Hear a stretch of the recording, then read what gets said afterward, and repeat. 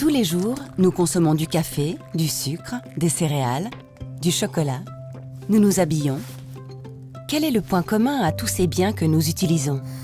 Essayez de trouver. Vous ne voyez pas? Les matières premières. Oui, la plupart des matières premières qui composent nos biens de consommation sont importées. Le sucre, les céréales, le cacao. Vous avez déjà vu un cacaotier pousser en Suisse, vous? C'est là qu'intervient le commerce international des matières premières. Son rôle? Orchestrer les flux mondiaux entre les lieux de production et les lieux de consommation. Prenons l'exemple du chocolat. Quel plaisir de déguster un bon chocolat chaud avant d'aller à l'école. Eh bien, pour qu'il ait un goût constant, pour que nous puissions le savourer en toute saison, cela commence d'abord par une rencontre, celle d'un négociant avec un producteur. Véritable expert, le négociant va dégager des profils aromatiques, estimer la qualité et choisir le cacao le plus approprié pour les consommateurs.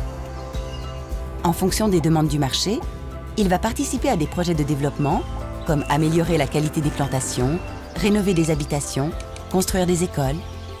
Ainsi, le négociant est un véritable trait d'union entre les producteurs et les consommateurs. Saviez-vous que 90% de la production mondiale de cacao provient de petites fermes de moins de 5 hectares? Et que près de 6 millions de personnes en bénéficient et en vivent? Mais le rôle du négociant ne s'arrête pas là. Il s'occupe aussi du stockage, du transport, tout en faisant face à de nombreux risques sur la qualité des produits, les aléas climatiques, les fluctuations des prix ou des taux de change. Cacao, sucre, céréales, coton, énergie, métaux. En Suisse, ce sont 520 entreprises qui travaillent dans le commerce des matières premières. Un secteur d'activité qui emploie plus de 35 000 personnes. Et, à titre d'exemple, rapporte 20% des revenus du canton de Genève. Alors, vous reprendrez bien un petit bol de chocolat ?